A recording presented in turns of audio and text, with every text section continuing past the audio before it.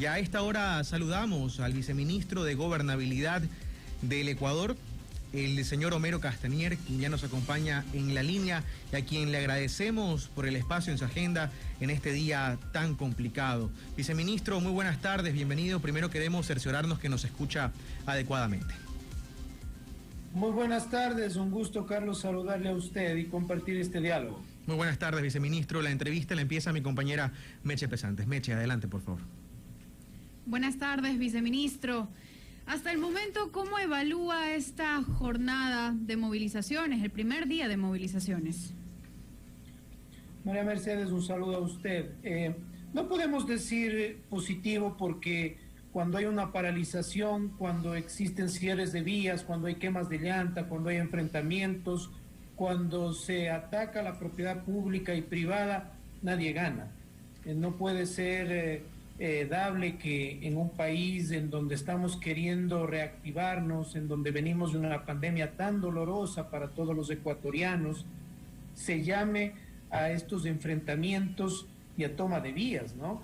Si bien es cierto, en el contexto ya de números, el 90% de las vías del país están expeditas, están despejadas, se ha tratado de garantizar la libre movilidad de los ecuatorianos, pero existen en algunas provincias, especialmente en la Sierra Centro, en la Sierra Norte, complicaciones con manifestantes que se han tomado las carreteras y que están provocando el bloqueo de las mismas. ¿Hay salida de esto, viceministro? ¿Qué medidas se van a tomar en los siguientes días? A ver, en un escenario de gobernabilidad, no solo es responsabilidad del gobierno, es responsabilidad de todos los sectores sociales, incluidos los pueblos y nacionalidades indígenas. Yo le voy a poner un ejemplo. Por ejemplo, con los transportistas del país, quienes incluso han rechazado las paralizaciones, quienes dicen que el camino es el diálogo, estamos manteniendo y seguimos manteniendo mesas de trabajo sobre temas que les interesan a los transportistas. Ahora, por ejemplo, incluyeron el tema de la seguridad en el transporte del país y ellos dan sus propuestas, se generan escenarios de consenso, de acuerdo. Pero ¿qué país del mundo, María Mercedes, se reactiva quemando llantas y cerrando vías? ¿Qué empleo se genera así? ¿Quién va a responder, por ejemplo, de la leche que hoy día no pudo llegar a los centros de acopio, de las cosechas que no pudieron llegar a los mercados, de los estudiantes que no pudieron llegar a sus centros de estudio o los trabajadores que no pudieron asistir a sus trabajos?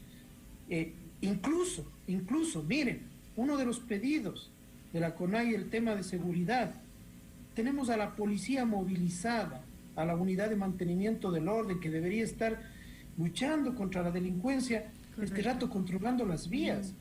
Eso no le hace bien al país y nosotros abiertos a dialogar, a construir, pero no con discursos ni con oposición destructiva que pretende desestabilizar y deslegitimar al gobierno.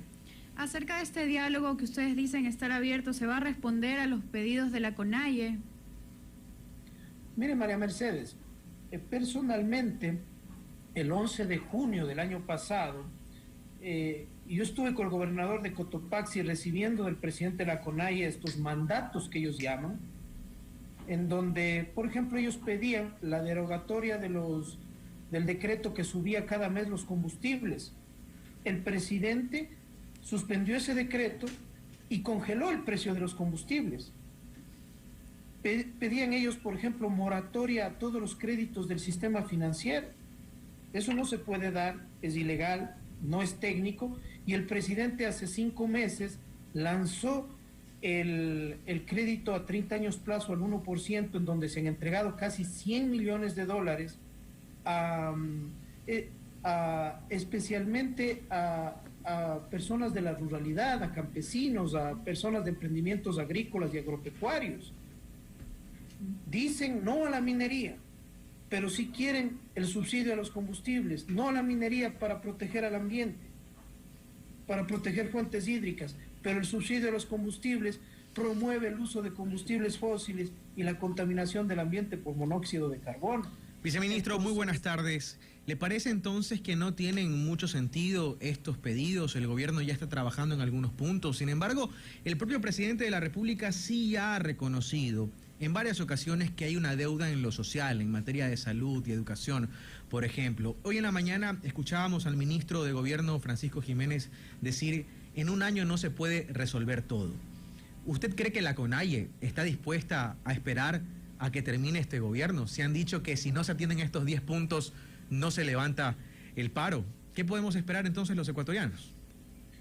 Pero es que ese escenario, Carlos, es el escenario inadecuado en un diálogo. Usted no puede sentarse a dialogar con amenazas, con condicionamientos, con imposiciones. Hay problemas estructurales, por ejemplo, en el tema de salud, el desabastecimiento de medicamentos. En pocos días más ya va a empezar a funcionar esta externalización de medicamentos para que la gente pueda en una farmacia privada conseguir los medicamentos para curarse de sus enfermedades y quitar la corrupción que ha estado en muchos hospitales públicos del país. ¿Ya hay alguna fecha, viceministro? Porque en pocos días hemos escuchado ya en varios días.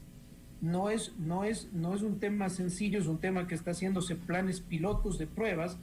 En el tema de educación, sí sabe, por ejemplo, quién maneja la educación bilingüe e intercultural del país. Rómulo Antún, de los pueblos y nacionalidades indígenas, puestos por ellos. Se han abierto 101 escuelitas unidocentes en sectores rurales y urbanos marginales a lo largo y ancho del país. Es decir, hay problemas estructurales, pero hay que decirlo también, cuando se presentan estos discursos sin un objetivo claro, el objetivo es político también. Sí, recordemos que hay elecciones seccionales el próximo año, en agosto y septiembre de este año ya vienen las inscripciones de candidaturas, y pensamos que si bien hay luchas legítimas, luchas que se pueden canalizar con diálogo, con trabajo conjunto, constructivo, también hay intereses personales, políticos y partidistas que están contaminando estas luchas de muchos sectores. Leonidas Issa quiere ser candidato, dice usted.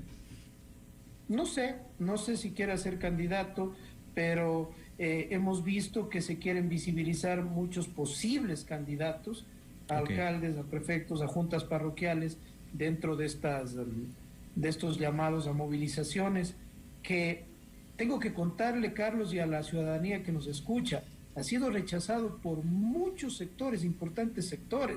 Por ejemplo, la Asociación de Municipalidades del Ecuador, los alcaldes del país, el Consorcio de Gobiernos Provinciales, los prefectos, mediante sendos comunicados, los transportistas, la Asociación de Hoteleros, las cámaras, la Cámara de Agricultura, los artesanos del país, que ven el camino del diálogo, del trabajo, y no el camino de la paralización, del caos y de la anarquía. Viceministro, ¿sabe qué me llama la atención? Que no he visto ningún pronunciamiento contundente de parte de las filas del correísmo. ¿Qué información tiene el gobierno? ¿Esta manifestación no cuenta con el aval de UNES?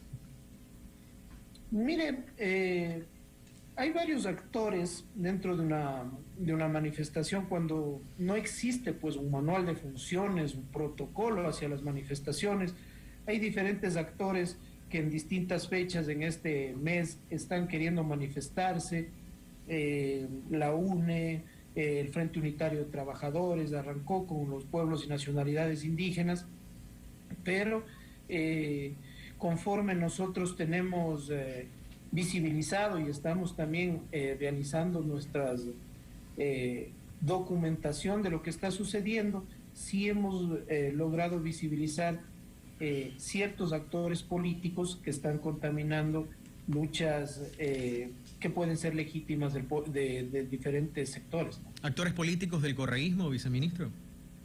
De todo un poco. Pero mencionemos los partidos, si ya los tenemos identificados. De todo un poco, hay personas, puede ser del correísmo, puede ser del Partido Social Cristiano, puede ser del mismo Pachacuti, ¿no? Sí. ¿Están detrás de las manifestaciones, esos tres movimientos? Bueno, todos sabemos y es público y conocido que el brazo político de la CONAIE es el movimiento Pachacuti. De acuerdo. Ahora, ¿qué podemos esperar los ecuatorianos simplemente para cerrar ya esta entrevista? Por un lado decimos o escuchamos al gobierno nacional decir nosotros no vamos a dialogar mientras continúen las medidas de hecho. Y por otro lado escuchamos a la CONAIE decir no vamos a deponer la medida de hecho porque no queremos dialogar con el gobierno, sino que cumplan nuestras 10 exigencias, todas. ¿Qué podemos esperar entonces en los siguientes días? El gobierno nacional no va a permitir una paralización indefinida. El gobierno nacional no va a permitir que se caotice el país. Protestas pacíficas bienvenidas. Está consagrado incluso el derecho a expresarse. Este gobierno respeta esas libertades a expresarse, pero el momento en que se caotice, que se genere incluso actos vandálicos y delincuenciales, yo tengo que comentarle, la ciudadanía tiene que saber que hoy en la tarde, en el sector entre La Tacunga y Machachi, los manifestantes pretendieron ingresar a florícolas, a empresas agrícolas, lecheras, a obligar a salir a la gente que trabaja ahí. Provocaron actos vandálicos, reventando las llantas de los camiones, de los buses que transportan a los trabajadores, despedazaron vidrios. Eso no es protesta pacífica y tendrán que responder con la ley, con la Constitución en la mano, a la Fiscalía porque están cometiendo delitos. Queríamos que nos confirme, para cerrar ya esta entrevista, que en efecto, porque es lo que reportan algunos medios de comunicación digitales, que 120 personas han ingresado ya al campo petrolero La Joya de los Hachas. Esto es así, era uno de los temores que había manifestado, tenía el ministro del Interior, Patricio Carrillo. ¿Ya se reportan bloqueos a nivel del sector hidrocarburífero?